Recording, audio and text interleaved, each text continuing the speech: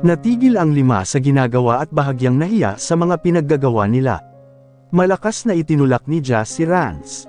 "Dude, bros." Ang sabi ni Jazz habang si Rance ay para nang natatae habang pinapahiran ang labi.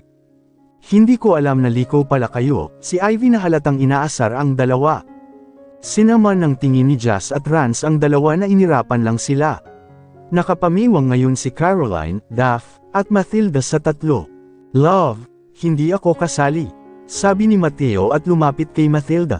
Si Nathan naman, nang makita ang mukha ng fiancé niyang mukhang pati siya ay balak-balatan, itinago niya ang cellphone niya sa bulsa niya. Naalala niya na nagla-leave pala siya.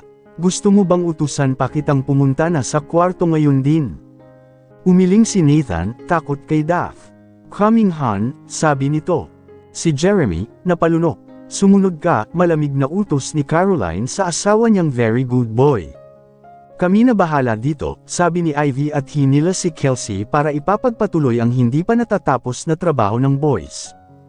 "Kayong dalawa, tumulong kayo sabi pa ni Kelsey kay Rance at Jasper kaya walang nagawa ang dalawa kundi ang sumunod sa kanila. Pumasok si Jeremy at Caroline sa kwarto nila. "Baby, are you mad?" tanong ni Jeremy na para ng aso sa tabi ng asawa niya. "Anong nangyari at mukhang tinalo niyo pa sa kakulaitan ang quintuplet doon kanina?" Ngumuso si Jeremy at naalala ang ginawa ni Rance sa kanya. Nagpupuyos na naman siya sa inis sa kaibigan niya. Si Rance it's his fault. Sumbong ni Jeremy at parang bata na lumapit kay Caroline at naglalambing na yamakap. Hindi malaman ni Caroline kung tatawa ba siya o may inis sa asawa niyang naglalambing sa kanya ngayon. "Sorry, wife. I'm just pissed earlier kasi hinubad ni Rance ang salawal ko." Nakagat ni Caroline ang labi niya para lang hindi matawa sa sinabi nito. Hindi niya tuloy ma-imagine kung anong mga pinaggagawa ng mga lalaki kanina habang naghuhugas ng pinggan. "O sige na, pagod ka na?" puno ng lamang na tanong niya kay Jeremy. Humarap siya kaya maayos na nakayakap si Jeremy sa kanya ngayon. "I had fun tonight. This is the best day of my life," Jeremy whispered at bahagya pang sinasayaw-sayaw niya si Caroline habang magkayakap sila. Ngumiti si Caroline. "Yeah, me too." Samandal ito kay Jeremy. "Tulog na ang mga anak mo," sabi niya kay Jeremy. "Yeah, anong oras na din naman? May balak yata silang mag-swimming bukas." "Pwede naman. Sabi ko nga na saka lang sila mag-swimming kapag nandyan ka." "I bet they are all excited," humulik si Jeremy sa leeg ng asawa niya. "Saan mo balak mag-honeymoon?" bulong ni Jeremy. "Kahit saan," si Caroline at tumingin kay Jeremy. "Nakapunta ka na ba ng bansa na may snow?" Tumingin siya kay Jeremy at nagniningning ang mga mata. Natatawa naman si Jeremy habang nakatingin sa asawa niyang excited habang nakatitig sa kanya. "I'm planning to do our honeymoon in Nome, Alaska. You want that?" "May snow doon," tumango si Jeremy. "Meron. Bakit sa Nome, Alaska? Nakapunta ka na doon." "Anong lugar iyon?" "Nakapunta na ako doon. Parang probinsya lang ang Nome, Alaska at malaki ang cost of living doon, dahil siguro maliit lang ang lugar na iyon at walang masiyadong tao or establishment." Nagniningning ulit ang mata ni Caroline. It's one of her dream to travel. "Talaga?" "Yes. May bahay si Dad doon. We can stay there for our honeymoon." "Baka magkasakit ako dahil sa sobrang lamig." Umupo si Jeremy at kinuha ang kamay ni Caroline para iupo sa kondongan niya. "Then I'll keep you warm," bulong niya sa asawa niya sabay halik sa balikat nito. Natatawa si Jeremy sa sinabi nito. "Anong gagawin natin sa Nome, Alaska?" Nag-isip kunwari si Jeremy. Aside sa loving, si Jeremy na mukhang iyon lang ang naiisip. "We can do crabbing since winter ngayon doon." "Alam mo paano manguha ng crab?" Manghang tanong ni Caroline pero umiling si Jeremy. "Hindi pero alam ni Rance." "What? Don't tell me isasama mo si Rance sa honeymoon natin." Sa Nome, Alaska siya nakatira ngayon and it's his part-time, ang manguha ng mga king crab. "Wow! Amazing!" Natawa si Jeremy. Caroline looked so cute at kulang na lang talaga maging literal na mag-star ang mata niya sa pagkamangha. "You look like a child, babe. Too cute." Lamabi si Caroline. Kasi, never ko pa talaga naranasan ang manguha ng mga king crab. "And isa pa, it's really one of my dream to travel." Jeremy kissed her forehead. I promise you na lilibutan natin ang mundo kasama ng quintuplet. Ngumiti si Caroline at sumandal sa asawa niya. Isasama ba natin sila sa honeymoon? May klase pa sila Jeremy. We'll leave them to dad or kay mama. Mas mahal nila mga apo nila kesa sa akin na anak kila. Natawa si Caroline sa sinabi nito lalo na nang hamaba ang nguso ni Jeremy habang sinasabi iyon. Well, that's okay. Dagdag nito. I love my children more than my life. Hindi napigilan ni Caroline na mas lalong ngumiti habang nakatingin sa asawa niya. She still can't believe na natatawag na niyang asawa ngayon si Jeremy. Let's sleep. They are dead tired dahil sa lahat ng mga ginawa nila kanina. Nakahiga na si Caroline and Jeremy sa kama, but Caroline was still staring at her wedding ring. Grabe mo ko surpresa. And I'm glad you like my surprise. Sabi ni Jeremy at nilapit siya sa kanya sa kahinalikan ulit sa noo. Natulog ang dalawa na hindi na napawi pa ang ngiti sa labi nila. Kinabukasan, naunang nagising si Caroline dahil sa kakatawag ni Duff sa kanya sa cellphone. Oh, sagot niya, inaantok pa. Bangon ka na dyan at gagawa tayo ng lunch ngayon. Tumingin si Caroline sa orasan. It's 10 am. Baka puyat pa at mukhang nakaisa si Jeremy kagabi, rinig niya ang boses ni Mathilda sa kabilang linya. Sus! Nagsalita naman itong sabog ang buhok paglabas ng kwarto, sabi ni Duff kay Mathilda. Pinatay na ni Caroline ang tawag at bumangon, dahil ayaw na niyang marinig pa ang mga sasabihin ni Duff kay Mathilda. Where are you going? Inaantok na tanong ni Jeremy nang mapansin na tumayo siya. Matulog ka pa, lalabas lang ako dahil tutulong ako sa mga girls na magluto, sabi nito at yumuko para halikan sa labi si Jeremy. Jeremy groaned and continued sleeping. Lumabas si Caroline at pinuntahan muna ang quintuplet sa kwarto. Ang nakita lang niyang gising ay ang mother-in-law niya. Hi ma, pumasok si Caroline sa loob. Mukhang napuyat ang lahat, natatawang sabi niya at nilapit isa-isa ang mga anak para tignan. Tulog pa talaga lahat. Anong oras na din naman kasi sila natulog? Saan ka? Tanong ni attorney. Magluluto ma. I'm sure magugutom ang mga ito mamaya. You need help. Hindi na ma. Naroon naman sina Duff, sabi nito at lumabas. Pagdating niya ng kitchen, naabutan niya ang mga girls na nagtatawanan habang busy na sa pagluluto. Oh, gising na ang Disney princess, sabi ni Duff habang busy kaka-marinate ng chicken. Anong pinag-usapan niyo? Tak ang tanong niya. Lovang-lovang, sabay na sagot ng apat. Napailing na lang si Caroline. Ano pa bang aasahan ko sa mga ito? Aniya sa isipan niya. Good morning, tita. Una niyang nakita si Riley na kinukusot pa ang mata. Lumapad ang ngiti sa labi ni Caroline nang makita ang anak ni Mathilda. Good morning my love, sabi niya kahit na alas 12 na ng tanghali. Nilapitan niya ito at binuhat sa kadinala sa pwesto niya at binigyan ng gatas sa kapinogpog ng halik sa pisngi. May gwapong baby nang nagising si Kelsey na lumapit sa dalawa dahil nanggigigil siya sa bata. Lumingon si Duff at Mathilda sa direksyon nila ni Caroline at nakita nila si Riley na karga ni Caroline. Gising na anak mo. Ako na bahala dito, sabi ni Duff kay Mathilda kaya naglakad ito palapit kina Riley. Mama, good morning. Riley giggled nang kunin siya ng mama niya. Good morning Tita Duff, Tita Ivy. Good morning, Riley. Bati ng dalawa sa bata. Where's your papa, anak? Tak ang tanong ni Mathilda.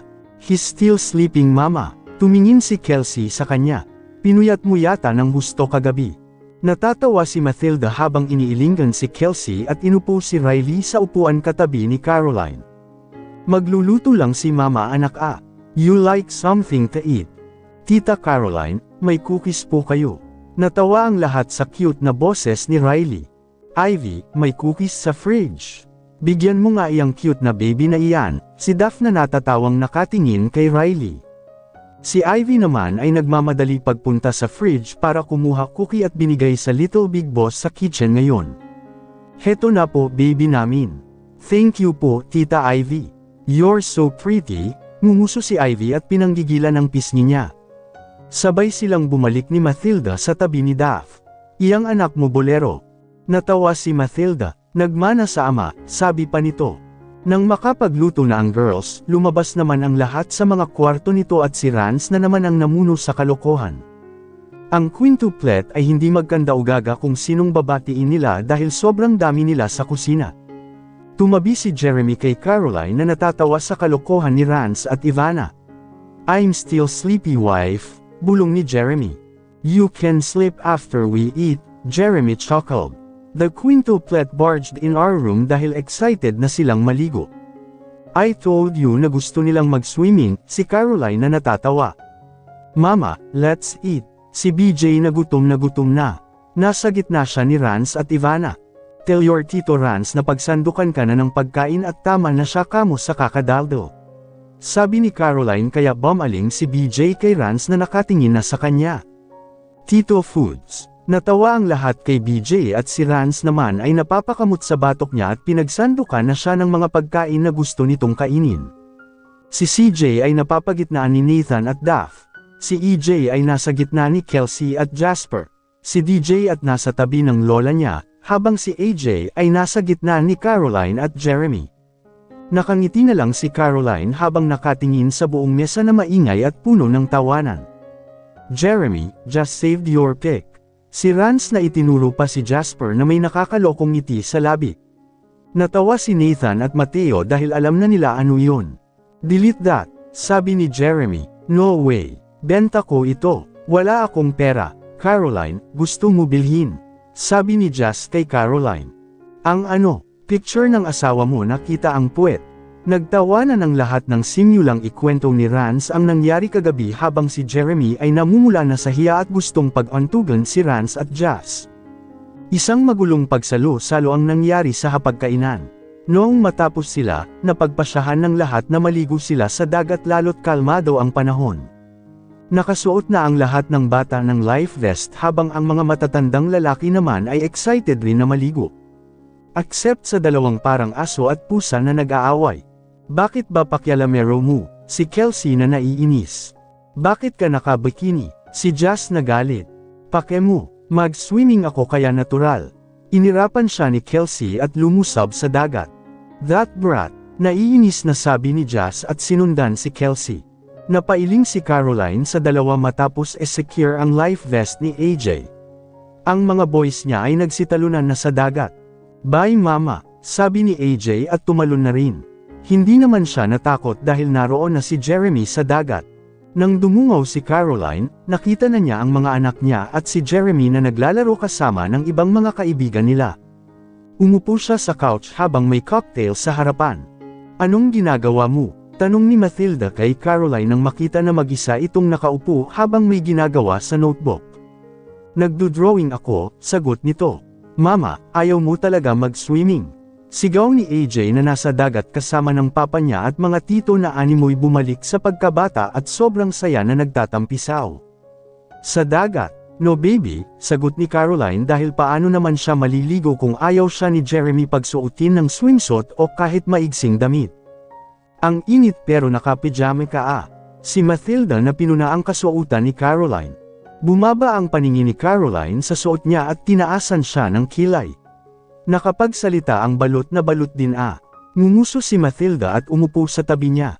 "Ayaw rin akong pagsuotin ni Mateo ng swimsuit parang sira." Natawa si Caroline. Silang tatlo lang ni Daph ang hindi naliligo dahil ang dalawa na si Ivy at Kelsey naroon na sa dagat. Busy ang mga boys sa pagsuswimming kasama ng 6 na bata. "I heard may plano ng inuman ang mga iyan bukas," sabi ni Mathilda at tinignan ang mga boys sa dagat. "Hayaan na lang natin kasi sila lang naman ang magkakasama." Bumalik si Caroline sa ginagawa niya habang si Mathilda naman ay napatingin sa cellphone niya nang makita na tumatawag ang biological mother niya na si Miranda. Bumantong hininga si Mathilda at sinagot ito. "Mathilda, anak," narinig ni Caroline ang boses ni Miranda. Sandali siyang huminto bago nagpatuloy sa ginagawa.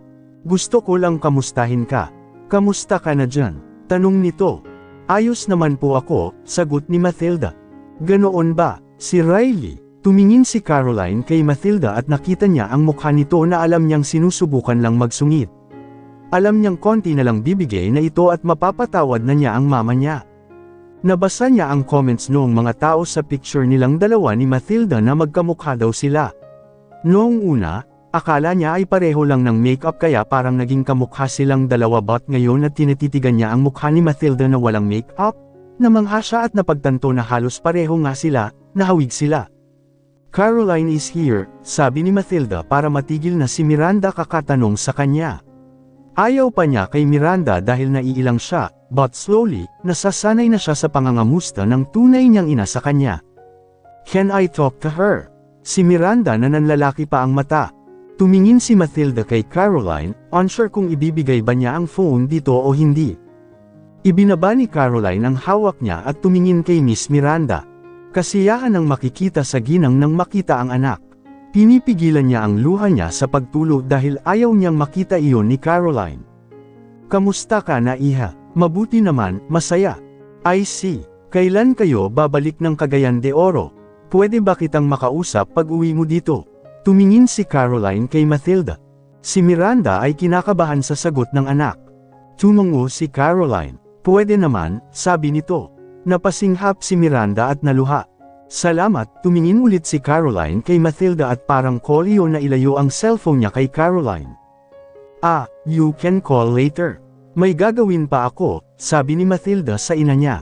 Tumango si Miranda. Mag-iingat kayo dyan anak, ang sabi nito bago namatay ang tawag. Nang mawala si Miranda sa kabilang linya, tumingin si Mathilda kay Caroline na nakatitig sa kanya. Ayos ka lang? Tanong nito. Tumango si Caroline at ngumiti saka nagpatuloy sa pagdodrawing. Nanginginig ang kamay niya habang nakatitig sa tatlong babaeng iginuhit niya. Siya ang nasa kabilang side, sa kabila naman, sinulatan niya ng salitang 8, ang taas noong isa pang babae na iginuhit niya habang sa gitna, ay wala. Nakatitig lang siya doon, habang ang puso niya ay malakas na kumakabog. Their trip in the cruise ship came to an end. Bumalik na sila sa dati-dati nilang buhay. Umuwi na sila sa mga bahay nila lalo't tunay na busy ang mga boys sa mga propesyon nila sa buhay. And as for Jeremy and Caroline, tuloy ang trip nila papuntang Nome, Alaska but kailangan muna nilang siguraduhin na maayos ang lahat sa pag-alis nila for honeymoon. Inasikaso muna ni Jeremy ang lahat ng kailangan niyang ayusin sa kumpanya habang si Caroline naman ay inaayos ang mga gamit ng mga bata dahil iiwan nila ito kay Alexis at Chairman. Mama, 1 week lang po ba kayo doon ni Papa? Si DJ na umupo sa harapan niya. Yes, DJ. Why? Dala kayo maraming king crab mama apag uwi. Natawa si Caroline sa gustong ipasalubong ni DJ sa kanila. Did Papa tell you that? Na maraming king crab sa Nome, Alaska. Inosenteng tumango ang anak niya. Gusto mo pumunta doon? Tanong niya. Umiling si DJ. Hindi na muna mama. Sabi ni Lolo, bib time niyo daw po iyon ni Papa. What's bib time by the way, Mama? Natawa si Caroline sa tanong ng anak at hindi alam anong sasabihin sa sinabi nitong bib time. I think bib time is quality time DJ.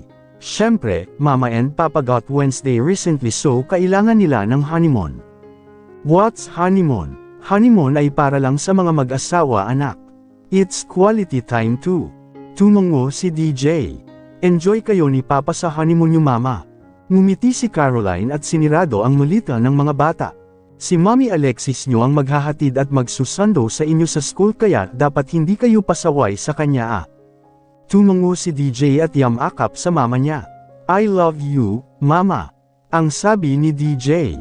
I promise, when you come back, I'll be good and hindi na magpapasaway. Ngumiti si Caroline at umupo ulit para may akap si DJ. Jesus! Kaya love ni Mama itong baby Dylan ko Si Jeremy na nakatingin sa mag-ina niya ay sumandal sa pintuan habang pinapanood ang mga ito. Hindi niya kayang ipaliwanag ang kasiyahan na nararamdaman niya ngayon habang nakatingin sa asawa at anak niya na naglalambingan. I would trade my money for this scene, Anya. Nang mapansin siya ni DJ, agad itong lumapit sa kanya at nagpakarga. No babies, pwede na ako magpa-baby kay Papa, natawa si Jeremy sa sinabi ng anak. Pwede ka naman magpa-baby sa akin lagi Lamabi si Dylan at umiling. AJ, BJ, and CJ are very clingy to you Papa. Halos hindi na kami makasingit ni Kuya EJ, Natawa si Caroline sa sinabi ni Dylan. And you just let them magpa-baby sa akin kahit gusto mo rin magpa-baby? Tanong ni Jeremy. Tumungo si DJ. Yeah, cause they are my younger siblings and I love them all. I'm so proud of my kuya, sabi ni Jeremy at pinogpog.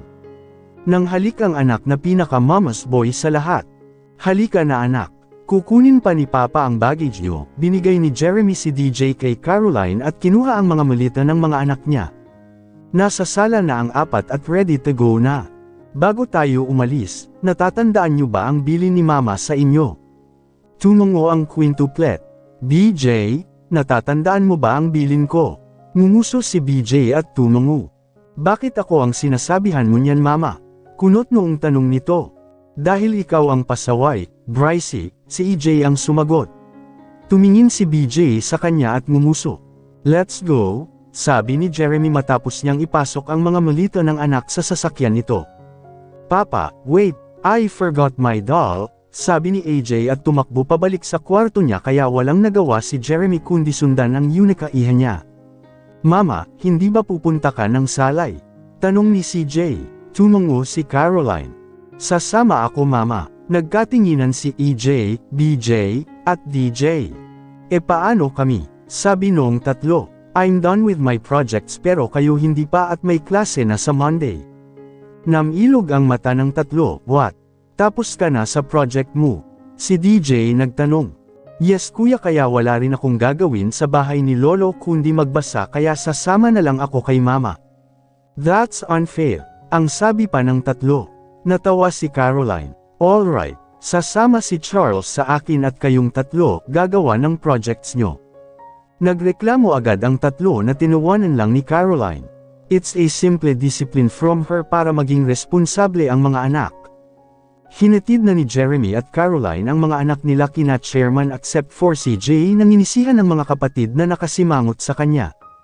Nag-usap pa si Chairman at ang dalawa saka ito nagpaalam at pumunta ng salay. Pagdating nila doon, unang plano gawin ni Caroline ay maglinis kaya inutusan muna niya ang dalawa na bumili ng kakainin nila mamaya. Nang siya na lang mag-isa sa bahay, pumasok siya sa loob, at malakas na nagpakawala ng buntong hininga. Tumulo ang luha sa mata niya at dumiretso sa kwarto ng mama niya. Humiga siya sa dating kama ni Cynthia. Ma, alam niyo po ba, kasal na po ako kay Jeremy. Mahinang sabi niya habang nakatingala at nakatingin sa kisame. Dumaan ang katahimikan bago ibuka ni Caroline ang bibig niya. Ma, siya po ba? Mahinang bulong niya hindi alam kung tama ba ang kutob niya o hindi. Bumangon siya at pumunta sa maliit na box kung saan naroon ang ilang gamit ng mama niya. Ngumiti si Caroline nang makita ang isang piraso ng papel na nakatupi. Kinuha niya ito at binuklat. Nakita niya ang sulat kamay ng mama Chacha niya. Tumulo ang luha niya nang mapagtantong walang ibang tinutukoy ang mama niya kundi siya. Ayon sa sulat, Dear Ate, Ate, kamusta ka na? Hindi ko alam kung bakit ko ito sinusulat ngayon. Hindi ko alam kung kaya ko bang ipadala sa iyo itong sulat na ito. Ang totoo po kasi ay natatakot ako. Natatakot ako na bumalik ka at kunin mo sa akin ang buhay ko. Ate, pakiramdam ko, kinar mo po ako. Alam ko namang hiram lang siya sa amin pero inangkin na po namin siya. Minahal na po namin siya. Sorry ate kung nagawa ni Edgar iyon sa'yo. Ayaw lang namin mawala siya sa amin. Mahal na mahal po namin ang bata. Ate, marami po akong gustong sabihin sa'yo. Maraming nangyari sa mga taong nagdaan. Hinihiling ko na sana kapag nagkita tayo, mapatawad mo ako sa mga nagawa ko sa'yo. Sorry ate kung nagawa namin ito sa'yo. Mahal po kita at tinuring kita bilang tunay at totoo kong ate. Nagmamahal, Chacha. Ngumiti si Caroline at itinago muli ang sulat na nakita niya sa gamit ng mama niya matapos nitong mamatay. Nabasa niya na ito noon na hindi niya lubos maintindihan kung sinong siya ang tinutukoy nito. She ignored the letter dahil alam niyang kahit anong gawin niya, hindi na yun masasagot pa dahil patay na ang mama niya. But after the wedding, matapos niyang makasama si Mathilda, matapos niyang mabasa ang mga komento ng mga tao tungkol sa pagkakahawig nila, hindi niya napigil ang mapaisip. At doon niya naalala ang panahon noong minsan na nagkabanggaan sila ni Miss Miranda. Bumalik sa alaala niya ang larawan ng mama niya noong dalaga ito na hawak ni Miss Miranda. Sa cruise ship, habang nagkakasiyahan sila, kinutuban na si Caroline. Pilit man niyang agnorehin, para yung sirang plaka na pabalik-balik sa memorya niya. Are you okay? Ang tamlay mo, may sakit ka ba? Tanong ni Jeremy kay Caroline nang makauwi sila ni CJ galing supermarket. Yamakap si Caroline sa asawa niya. Si CJ, tanong niya kay Jeremy. Nasa labas, binilhan ko ng mga sisiw. Natawa si Caroline. Are you okay? May masakit ba sa'yo? Umiling ulit ito but Jeremy wasn't still convinced. Pwede ba akong makahingi ng pabor sa'yo? Tanong ni Caroline kay Jeremy. Yes, anything. What is it, babe? DNA test. Bulong ni Caroline na nagpagulat ng gusto kay Jeremy. What? You want a DNA test? Hindi makapaniwalang tanong nito. Tumango si Caroline. Yes, Jeremy. Tumingin siya sa mga mata ng asawa at naluha na naman. Ayaw tanggapin ng sistema niya na posibleng hindi siya totoong anak ng mama chacha niya. Why are you crying? Ito ba ang dahilan bakit gusto mong pumunta tayo ng salay? Tanong ni Jeremy at tumango ulit si Caroline. Bakit? May nangyari ba? Tell me. You looked so pale. Nag-aalala na ito sa kalagayan niya. Kulang na lang ay isugod niya ito sa hospital. Pakiramdam ko kasi, hindi ako anak ni mama. Namilog ang mata ni Jeremy sa sinabi ng asawa. Hey, why did you say that? Bakit mo naman naisip iyon? Jeremy is clueless. Wala siyang kaalam-alam bakit naisip ni Caroline na posibleng hindi siya anak ng mama niya.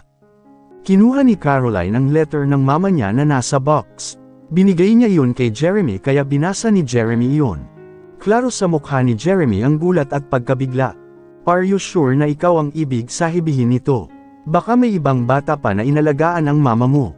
Umiling si Caroline at hinawakan sa kamay si Jeremy. Sigurado na ako ang ibig sabihin ni Mama Jan, Jeremy. Nabasa ko na iyan noon pero hindi ko pinansin pero kasi lately, hindi matuloy ni Caroline ang sasabihin. Parang may bamara sa lalamunan niya noong sasabihin na niya na baka anak siya ni Miss Miranda. Naisip ulit ni Caroline ang picture ng mama niya na hawak ni Miranda noong nagkabanggaan sila at iyong nagpunta sila ni Jeremy sa puntod ng mama niya. Alam niyang nakita niya sa sementeryo si Miss Miranda. At alam niya sa sarili niya na impossible ang lahat ng iyon na nagkataon lang. Babe, look at me, utos ni Jeremy. Pakiramdam ko, inalagaan lang ako ni mama. Na hindi niya ako totoong anak. Kaya siguro hindi siya nagkikwento kay Papa Lester, kasi hindi naman si Papa ang totoong papa ko. Kaya siguro sabi noong kapatid ni Tito Edgar na inalagaan lang ako ni mama. Kaya siguro maraming nagsasabi na hindi ko kamukha si mama. Niyakap ni Jeremy ang asawa niya dahil sunod-sunod na ang luha sa mata ni Caroline. Humigpit ang pagyakap ni Caroline dito habang humahagulhol. Gusto mong magpa-DNA test kayo ng mama chacha mo? Tanong ni Jeremy at mahinang tumango si Caroline. Then we'll do that. Tahan na, we'll do that. Thank you Jeremy, umiiyak pa rin na sabi ni Caroline. Let's go, we'll clean this house at kakain tayo. Stop crying. I'm always here for you. You don't have to be afraid dahil nandito ako, at sasamahan kita lagi sa lahat ng pagdadaanan mo. This is what I promised you at seryoso ako sa pinangako ko. Ngumiti si Caroline at tumango sa kanya. Hinawakan ni Jeremy ang kamay niya at sabay silang nagpunta sa kusina para mag-umpisa na silang maglinis habang si CJ naman na nasa labas ay pinapakain ang mga sisiw ng mga vermi. Naaaliw itong maghukay sa lupa para maghanap ng mga uod na pwede niyang ipakin sa mga sisiw. 5 sisiw ang pinabili niya sa papa niya dahil gusto niyang bigyan ang mga kapatid niya pag-uwi. Habang nalilibang siya sa ginagawa, hindi niya napansin ang senior, Pablo na nakatingin sa kanya sa labas ng gate. May iuutos po ba kayo? Umiling ang matanda at nakantento lang na tignan si CJ sa labas. Kumpirmado, tanong niya sa alalay niya. Opo, Don Pablo. Si Caroline de la Vega nga po ang anak ni Miranda at young Master Pablo. Kung ganoon, apo ko nga ang napangasawa ng batang Anderson. At ang batang nasa harapan natin na kamukhang kamukha ng anak ko, ay ang apo ko rin sa tuhod. Natawa ang matanda sa tinuran niya. Ano pong sunod nating gagawin? Umalis na muna tayo. Gusto kong tingnan ng iba ko pang mga apo. Binilin po kanina ng Senyorita ang ibang mga anak niya kay Chairman. Tumawa ulit ang matanda. Ganoon ba? Huwag kang mag-alala. Tawagan mo si Robert, sabihin mo dadalaw tayo at magdadala tayo ng mga pagkain at regalo para sa mga apo ko. Anong magandang regalo sa mga apo ko, Pauline? Siguro po magugustuhan ng mga young masters ang mga toy trucks or robots. Then malaking manika para kay Senyorita Alexandria. Talaga, ayaw ba nila ng mansion, sasakyan, eroplano, o ginto? Ngumiwi si Pauline, ang secretary ng senior. Mga bata pa po ang mga young masters, Don Pablo. Mas ma-appreciate po yata nila ang mga laruan kesa sa totoong bahay at mga sasakyan.